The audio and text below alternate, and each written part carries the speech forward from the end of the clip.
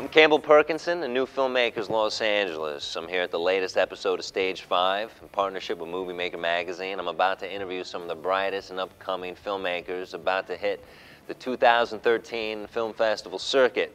Stick around, enjoy. Let's watch a clip. As the youngest brother crawled into the communal igloo, he could see the shadow of people dancing and singing. It seemed like a celebration. But these beings were not human. They were the Amaqqut Nunaat, the wolves in human form. So the story is part of Inuit oral history. It's a folk tale, I think, that gives you a glimpse at some of the traditional Inuit beliefs in the spirit world and just a whole package of what happens afterwards. The initial story is about two hunters that go out on the ice, and which is a very, get lost and don't come back, essentially, and it's a reality in traditional life. It's even a reality in modern life in the Arctic. So I think that story resonates with a lot of people that live in a harsh environment where this can happen. This particular story was introduced to us by an elder, Mark Kulawak, who is an Order of Canada recipient and one of the people that actually helped standardize the Inuktitut language. He's a brilliant, brilliant man, and we worked with him and published a collection of his works. He's been collecting stories since the 70s, and he introduced this story, and he had called it Brothers Adrift. And then once I was introduced to that story, we did a little research and found out that versions of this story can be found across the Arctic, and one of the versions was called Amaqqut Nunaat, the Country of Wolves, and we took on that title. So unfortunately, Mark passed away before he could see the cut of the film, the final cut of the film. But we were really inspired by the work he had done, and that's why we kind of brought this story forward. So how do you recognize the true authenticity of these stories? For instance, how do you know if a story dates back 100 years or 1,000 years? I've been researching oral history for about 15 years, I guess. So I'm getting pretty good at telling.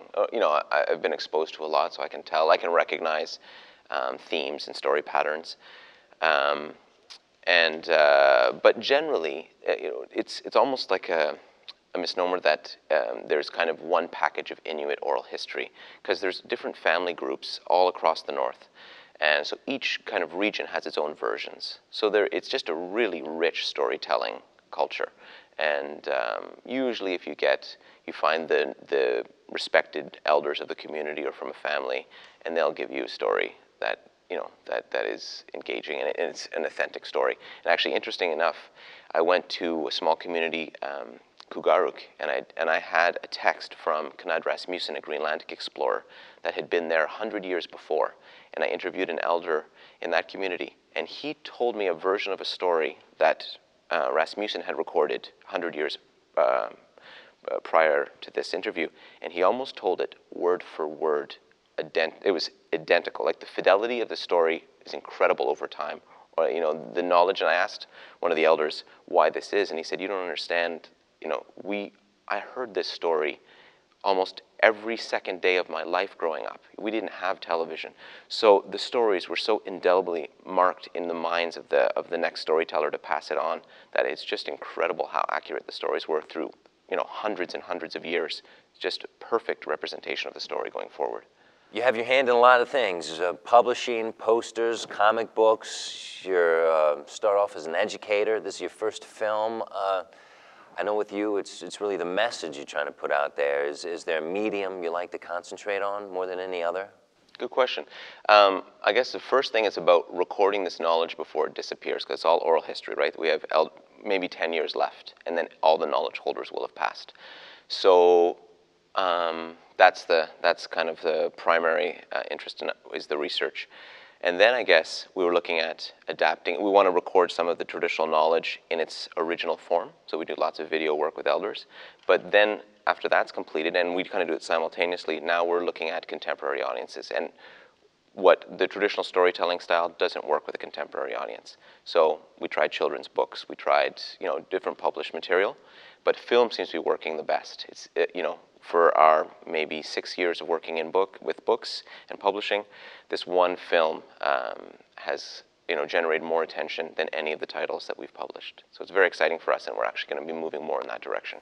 So Neil, you live in the Arctic. What's that like? So I'm in Nunavut, which is the newest territory in Canada. It actually is very interesting because it's the largest land claim settlement in the history of the modern world. It's about 1/5 the landmass of Canada. It's the Eastern Arctic. And I live in the capital right now, which is Iqaluit. And there's about 7,000 people. But when I first moved up there, I lived on a tiny little island in the high Arctic of 200 people for 3 years, with 3 months of permanent darkness, 3 months of permanent light. And actually the name of that town in Inuktitut is Kauswituk, and it means where tomorrow never comes. Because the sun will go down, and it will not come back up for a long time. Yeah, the LA population has no idea how good you guys have it. Yeah.